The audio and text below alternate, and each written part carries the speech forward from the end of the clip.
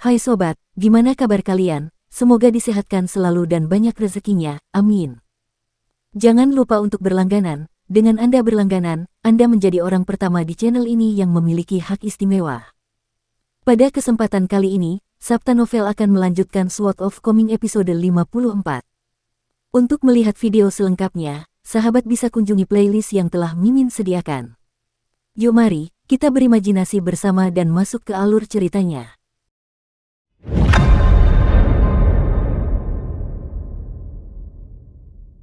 Chen Ping'an menuntun Ming Yao ke sebuah patung 5 warna. Patung ini tingginya sekitar 1 kepala lebih tinggi dari seorang pemuda, dan awalnya memiliki 3 pasang lengan. Namun, kini yang tersisa hanyalah lengan yang tangannya terkepal dan diangkat tinggi di atas kepalanya, begitu pula lengan yang paling bawah dan membuat gerakan berjabat tangan. Alasan mengapa patung ini dapat membuat gerakan berjabat tangan ini adalah karena kedua tangan patung ini sebelumnya saling bertautan, jadi meskipun lengan lainnya telah putus, tangannya masih bisa bertahan. Patung 5 warna ini adalah dewa berbaju besi dengan janggut tebal. Baju besinya sangat mengesankan, dengan banyak sisik yang saling bertautan dalam pola yang mengalir. Pinggiran sisik-sisik ini juga dihiasi dengan 2 benang merah serta manik-manik merah yang montok. Dari segi penampilan saja, perbedaan antara baju besi ini dan baju besi kutil Liu Xianyang yang jelek seperti perbedaan antara Zigui dan Nenek Ma. Patung itu berdiri di atas panggung batu hitam pekat, dan dibandingkan dengan patung tanpa kepala yang mereka tempati tadi malam, patung berwarna-warni ini tampak jauh lebih hidup dan bersemangat, meskipun kehilangan beberapa lengan dan warnanya sudah belang-belang. Yang terpenting, 2 tangan patung itu saling bertautan dalam posisi yang sangat aneh di dekat pinggangnya. Ming Yao segera menyadari sesuatu, dan dia mengerti mengapa Chen Ping'an buru-buru membawanya ke sini. Dia mengangguk dan berkata, memang terlihat seperti posisi meditasi berdiri dari panduan mengguncang gunung. Namun, sedikit berbeda dari posisi tungku pedang dari panduan. Dia merenung sejenak sebelum bertanya, bisakah kita menemukan lengannya yang lain di dekat sini? Chen Ping'an berjongkok dan menggelengkan kepalanya dengan rasa kasihan. Saya sudah mencoba mencarinya sebelumnya. Namun, saya tidak dapat menemukan apapun. Kemungkinan besar patung-patung itu rusak karena diinjak-injak anak-anak saat bermain petak umpet di sini. Setelah bertahun-tahun, saya merasa patung-patung dewa ini telah mengalami berbagai macam kesulitan dan pukulan. Lihat saja yang ini, ada potongan besar yang hilang dari tinjunya di sana, dan ada juga banyak retakan di sampingnya. Jelas bahwa tinjunya telah dipukul dengan ketapel atau batu yang dilemparkan kepadanya. Anak-anak di kota kecil semuanya seperti ini. Semakin wali mereka melarang mereka datang ke sini untuk bermain, semakin mereka senang menyelinap ke sini untuk menangkap jangkrik dan menggali sayuran liar. Hal ini terutama terjadi saat musim dingin tiba dan salju turun. Puluhan anak-anak akan datang ke sini untuk bermain perang salju, dan itu benar-benar pemandangan yang sangat meriah. Setelah bermain sepuasnya, apakah mereka masih punya waktu untuk memikirkan hal lain? Anak-anak juga suka berlomba satu sama lain, dan mereka mencoba untuk melihat siapa yang dapat memanjat ke atas patung-patung ini. Bahkan ada beberapa anak yang suka buang air kecil setelah memanjat kepala patung-patung ini, dan mereka akan berlomba untuk melihat siapa yang dapat buang air kecil paling jauh. Jadi, coba pikirkan, setelah sekian tahun, bagaimana mungkin masih ada patung yang utuh dan tidak rusak? Padahal, dulu ada beberapa patung kayu di sini saat aku masih kecil. Namun, kudengar ada seseorang yang terlalu malas masuk ke gunung untuk mencari kayu bakar, jadi akhirnya ia mengalihkan perhatiannya ke patung-patung ini. Saat musim dingin tiba, ia diam-diam menyelinap dan menyeret patung-patung itu kembali ke rumahnya. Ia kemudian memotong-motongnya dan menggunakannya sebagai kayu bakar. Chen Ping'an terus mengoceh, dan ada rasa putus asa dan sedih dalam suaranya saat dia berkata, Pak Tua Yao bersikap dingin padaku dan berkata bahwa aku tidak punya bakat untuk membakar tembikar saat itu, jadi dia mengusirku ke pegunungan untuk mengumpulkan kayu bakar. Jika aku tahu ada orang seperti itu di kota kecil itu, aku pasti akan pergi untuk membujuknya agar tidak melakukan rencananya. Jika itu tidak berhasil, aku bahkan bisa menawarkan diri untuk mengumpulkan kayu bakar untuknya. Meskipun patung-patung dewa itu tidak pernah memberikan berkah, bagaimanapun juga mereka tetaplah patung dewa dan bodhisattva. Namun, dia memotongnya untuk digunakan sebagai kayu bakar. Bagaimana mungkin seseorang melakukan sesuatu yang tidak bermoral seperti itu? Ming Yao dan Chen Ping'an terfokus pada 2 hal yang sangat berbeda saat ini. Dengan satu tangan menjepit dagunya dan satu tangan lagi di bawah siku, ada secercah cahaya di mata Ming Yao saat dia berkata, jika tebakanku tidak salah, tungku pedang dari panduan mengguncang gunungmu berasal dari posisi patung ini. Namun, itu tidak berasal dari sepasang tangan yang bisa kau lihat sekarang. Sebaliknya, itu berasal dari dua lengan tengah patung penegak Daois ini. Kedua lengan itulah yang membentuk posisi tungku pedang. Namun, aku tidak yakin mengapa penulis panduan tinju hanya memilih satu pasang lengan untuk digunakan sebagai inspirasi, mengabaikan dua tangan yang masih bisa kita lihat sekarang. Bagaimanapun, aku dapat mengatakan dengan pasti bahwa tungku pedang, atau segel tangan jari pedang penegak, terbagi menjadi dua tingkatan, besar dan kecil. Chen Pingan tidak mengerti sepatah kata pun yang diucapkannya. Namun, dia tidak lupa membalasnya dan berkata, petunjuk tinju ini milik Guken. Aku hanya menjaganya untuknya saat ini. Ning Yao tidak membantah Chen Pingan. Sebaliknya, dia menunjuk patung Daoist Enforcer dan berkata, kau lihat. Di buku petunjuk tinju, kelingking tangan kananlah yang menonjol. Namun, di sini, 9 jarinya saling bertautan dan terkunci, dengan hanya jari telunjuk tangan kiri yang menonjol sendiri. Ini untuk membentuk dan memelihara jari pedang. Ning Yao terus berbicara sendiri, berkata, aku telah menjelajahi duniamu selama bertahun-tahun, dan aku telah dapat melihat 4 raja surgawi dari banyak kuil dan biara yang berbeda. Patung ini, catatan ini merujuk pada 4 patung penjaga yang terlihat di banyak kuil Buddha. Kita lanjut ke alur ceritanya. Chen Pingan menunggunya melanjutkan, tetapi dia masih tidak mendengar apapun setelah menunggu lama. Pada akhirnya, dia hanya bisa membuka mulutnya dan berkata, apakah ada yang aneh dengan ini? Ning Yao mengangguk dan berkata dengan ekspresi serius, Mehaem, ini yang terpendek. Chen Pingan, yang sedang berjongkok di tanah, tidak mengatakan apa-apa.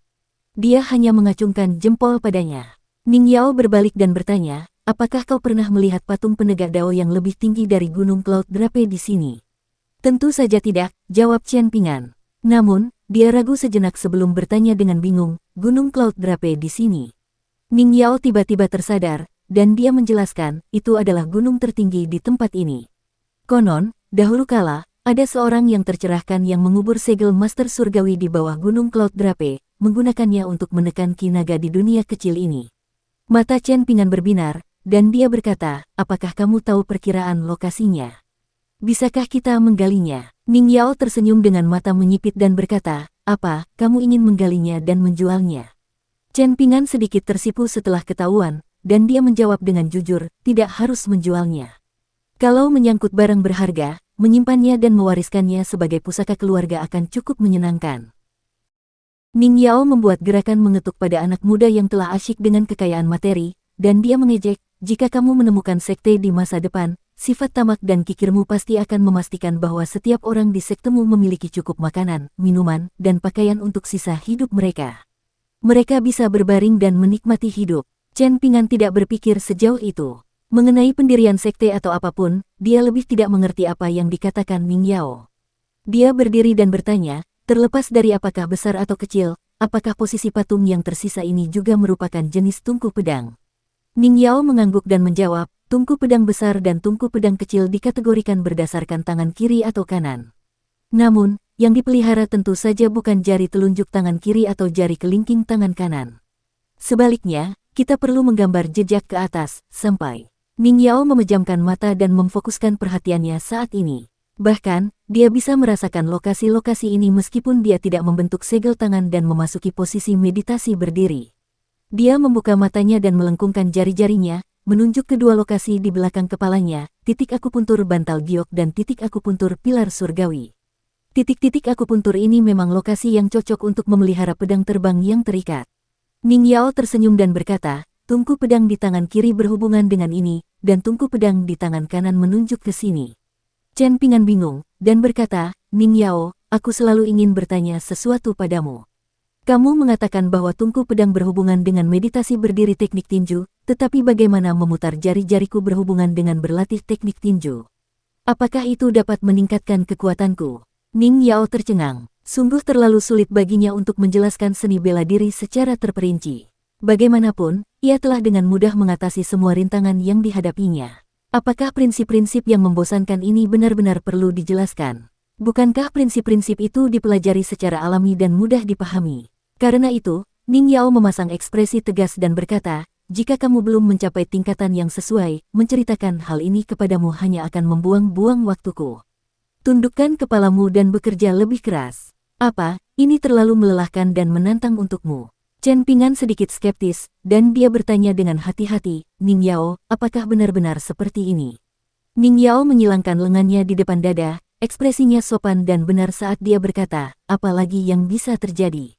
Chen Pingan tidak terus mengganggunya tentang topik ini. Dia menatap patung berwarna-warni yang disebut Ning Yao sebagai penegak Tao, dan berkata, jadi, ini adalah seorang abadi dari ajaran yang sama dengan Tao Lu. Ning Yao sedikit jengkel, dan dia berkata, apa maksudmu dari ajaran yang sama dengan Taois Lu? Pertama-tama, meskipun disebut ajaran Tao, ajaran ini jelas tidak berarti hal yang sama dengan keluarga. Catatan, dalam konteks ini, mengajar dan keluarga memiliki karakter Mandarin yang sama. Kita lanjut ke alur ceritanya. Luasnya ajaran Tao jauh melampaui imajinasimu. Faktanya, bahkan aku tidak yakin tentang berapa banyak cabang dan sekolah yang dimiliki ajaran Tao. Aku hanya mendengar ayahku menyebutkan bahwa ada 4 kuil leluhur yang berbeda, dengan satu di atas, satu di bawah, satu di selatan, dan satu di utara. Lupakan saja, menceritakan hal ini kepadamu seperti mencoba memainkan kecapi pada seekor sapi. Kedua, dewa dan makhluk abadi bukanlah hal yang sama. Meskipun semua orang suka menyebut mereka bersamaan, pada kenyataannya, semua manusia juga suka melakukan ini, pada dasarnya mereka bukanlah hal yang sama. Dewa dan makhluk abadi menempuh jalan yang sama sekali berbeda. Izinkan saya memberi Anda sebuah contoh. Pernahkah Anda mendengar pepatah, manusia berjuang untuk Ki, sementara dewa berjuang untuk dupa, sebelumnya? Dukung terus channel YouTube Sabta Novel. Chen Pingan mengangguk dan berkata, Nenek Ma dari Apricot Blossom Ellie dan Ibu Guken selalu melontarkan kalimat ini saat mereka bertengkar. Merasa seperti seorang komandan yang sedang mengajari bawahannya, Ning Yao menjelaskan mengapa para dewa bertarung demi dupa. Ini karena mereka memang membutuhkan dupa untuk bertahan hidup. Tanpa dupa, para dewa akan perlahan-lahan kehilangan kekuatannya dan akhirnya kehilangan kemampuan mendalam mereka. Ini sama seperti bagaimana manusia perlu makan. Jika seseorang tidak makan selama beberapa hari, apakah mereka masih punya energi? Mengapa kerajaan manusia memerintahkan pejabat setempat untuk melarang dan menutup kuil-kuil ilegal? Itu karena mereka takut orang-orang mempersembahkan dupa kepada dewa yang salah, yang memungkinkan mereka yang tidak pantas menjadi dewa untuk mencapai keilahian. Jika kita mundur selangkah, meskipun para dewa yang tidak sah ini adalah dewa yang baik hati yang bersedia melindungi penduduk setempat dan tidak pernah melanggar aturan apapun, para kaisar fana tidak melihat hal-hal dengan cara yang sama seperti kita. Mereka memandang diri mereka sebagai naga sejati, dan mereka memandang kuil dan dewa yang tidak sah ini sebagai kekuatan yang membawa kekacauan ke sudut wilayah mereka. Dengan kata lain, ini adalah kekuatan yang menyerang wilayah mereka dan mengurangi kekuatan dan kekayaan mereka. Akibatnya, masa jabatan kaisar di atas tahta juga akan berkurang. Dengan mengingat hal ini, bagaimana kaisar fana dapat membiarkan mereka ada? Sedangkan untuk makhluk abadi, ini sangat sederhana. Sebagian besar orang luar yang Anda lihat adalah makhluk abadi. Bahkan, kera tua dari Gunung Sun Skok dapat dianggap sebagai setengah makhluk abadi. Mereka semua telah tiba di jalur dao besar ini dengan menggunakan kemampuan mereka sendiri, dan mereka semua mencoba mendaki gunung ini untuk mencapai keadaan keabadian yang berada di puncak. Kultivator juga disebut sebagai pemurni Ki, dan kultivasi juga disebut sebagai proses kultivasi keabadian atau kultivasi kebenaran. Lalu apakah penegak hukum Tao ini seorang dewa atau makhluk abadi? Menurut penjelasanmu, dia seharusnya dianggap sebagai makhluk abadi dari ajaran Tao, kan? Tanya Chen Pingan. Ning Yao memasang ekspresi serius sambil menggelengkan kepalanya pelan. Dia tidak menyelidiki lebih dalam rahasia-rahasia ini. Dia tiba-tiba mengerutkan alisnya. Sebuah batu kecil tiba-tiba melesat, menghantam keras kepalan tangan sang penegak Tao yang terangkat dan menyebabkan beberapa pecahan tanah liat berjatuhan. Ning Yao melambaikan tangannya dan menyingkirkan potongan tanah liat itu. Chen Pingan berdiri dan mengikuti arah pandangan Ning Yao. Saat berbalik, dia melihat sosok yang tak terduga. Ini adalah seorang anak laki-laki muda yang pendek dan berkulit kecoklatan. Ia berjongkok di atas patung yang jauh, dan ia sedang melempar batu dengan salah satu tangannya. Chen Pingan berdiri di samping Ning Yao, dan berkata dengan suara lembut, namanya Ma Kuxuan, dan dia adalah cucu Nenek Ma. Dia orang yang sangat aneh, dan dia tidak pernah suka berbicara sejak dia masih sangat kecil. Terakhir kali aku melihatnya di dekat sungai, dia bahkan menghampiriku dan berbicara denganku dengan aktif. Jelas bahwa dia sudah tahu nilai dari kerikil empedu ular itu. Ma Kuxuan berdiri dan terus melempar batu di tangannya. Ia tersenyum lebar kepada Ning Yao dan Chen Pingan, dan berkata, jika aku pergi ke kediaman klan Li di Jalan Keberuntungan dan memberitahu keratua dari Gunung Sun Skok bahwa aku telah menemukan kalian berdua, kurasa aku akan bisa mendapatkan sekantong koin tembaga apapun yang terjadi. Namun, aku bisa berpura-pura tidak melihat apapun jika kalian berdua bersedia memberiku 2 kantong koin tembaga. Namun, izinkan aku mengatakan ini terlebih dahulu. Ini hanyalah transaksi, jadi jangan berpikir untuk mencoba membunuhku. Ada begitu banyak dewa dan bodhisattva yang mengawasi kita, jadi berhati-hatilah agar tidak mendapat karma buruk. Ning Yao sangat marah, dan baru saja akan berbicara. Namun, Chen Pingan menariknya kembali dan melangkah maju, berkata kepada Ma Kongquan dengan suara serius, apakah kamu benar-benar akan menepati janjimu jika aku memberimu 2 kantong koin tembaga? Ma Kongquan sedikit ragu, dan sepertinya dia tidak menyangka bahwa Chen Pingan dan Ning Yao akan begitu terbuka untuk bernegosiasi. Yang mengejutkannya, mereka benar-benar mencoba membuat kesepakatan dengannya. Namun, dia tidak mau repot-repot berakting lagi, dan dia mengambil sebuah kantong uang yang sangat indah dari sakunya sebelum melemparkannya ke tanah dengan santai. Dia tersenyum dan berkata, saya sudah menerima pembayaran dari klan Li. Namun, saya tidak melakukan ini demi uang. Chen Pingan dari Gang Fas Tanah Liat, tetangga Song Jixin, benar. Jika Anda ingin menyalahkan seseorang, maka salahkan gadis di sebelah Anda karena terlalu menjijikkan. Dia telah merusak banyak rencana dan rencana besar orang kemarin. Ma Kongquan mengerutkan bibirnya dan menunjuk dirinya sendiri sambil berkata, contohnya milikku. Chen Pingan mengamati sekelilingnya. Ma Kongquan menatap Ning Yao dan berkata sambil tersenyum, jangan khawatir, keratua itu sedang ada urusan sekarang. Pada kesempatan ini, aku ingin meminta sesuatu kepadamu. Kamu sudah tahu apa itu, benar kan? Ning Yao terkekeh dingin dan berkata, hati-hati, umurmu tidak akan cukup lama untuk menggunakannya. Ma Kongquan tersenyum dan berkata, kamu bukan istriku atau semacamnya, jadi kamu tidak perlu khawatir tentang ini. Chen Pingan benar-benar tidak dapat membayangkan mengapa orang lain memandang orang yang menyeramkan dan jahat ini sebagai orang yang terbelakang mental. Ning Yao memasang ekspresi muram, lalu menyenggol bahu Chen Pingan sebelum berkata dengan suara lembut, setelah sampai di dekat sini, pedang terbangku tidak bisa masuk karena suatu alasan. Ma Kongquan mengalihkan pandangannya sedikit, menyeringai pada Chen Pingan dan berkata, pertarunganmu di atas atap kemarin sangat menarik. Aku berhasil menyaksikannya secara kebetulan. Oh, benar juga, kau bisa menyingkirkan kantong pasir di kakimu sekarang. Kalau tidak, kau tidak akan bisa mengejarku. Benar saja, Chen Pingan berjongkok dan perlahan menggulung celananya. Namun, matanya tetap terpaku pada Ma Kongquan sepanjang waktu. Baru pada saat inilah Ning Yao secara mengejutkan menemukan kantung pasir melilit masing-masing betis Chen Pingan. Chen Pingan menjelaskan kepadanya, ketika aku masih kecil, kakek yang dari toko obat keluarga yang mengatakan kepadaku untuk tidak pernah mengeluarkan kantung pasir ini. Awalnya aku berencana untuk mengeluarkannya untuk mengatasi napas ki keempat keratua itu. Namun, aku merasa sekarang adalah waktu yang tepat untuk mengeluarkannya juga. Itu juga karena aku punya firasat bahwa Ma Kongquan sama berbahayanya dengan keratua itu. Ma Kongquan dengan cekatan melompat turun dari patung, dan melirik gadis muda berpakaian hijau itu sebelum bergumam pada dirinya sendiri, kupikir aku baru akan bertemu musuh Dao pertamaku setelah meninggalkan kota kecil ini. Siapa yang tahu aku akan bertemu dengan mereka secepat ini? Haha, aku benar-benar tidak bisa menghentikan keberuntunganku. Ning Yao tiba-tiba bertanya, Chen Pingan, apakah dia juga pernah dicambuk di wajahnya dengan ekor sapi saat dia masih kecil? Chen Pingan berdiri dan menghentakkan kakinya pelan beberapa kali. Setelah memikirkan pertanyaan Ning Yao dengan saksama, dia menjawab, nenek Ma sangat kaya, jadi dalam ingatanku, sapi-sapi yang mereka miliki semuanya sangat besar. Sungguh mengerikan ketika mereka mulai mengayunkan ekor mereka.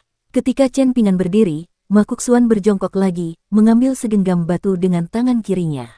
Pada akhirnya, anak laki-laki muda dari Clay Vase Eli dan anak laki-laki muda dari Apricot Blossom Eli saling berhadapan dari jauh.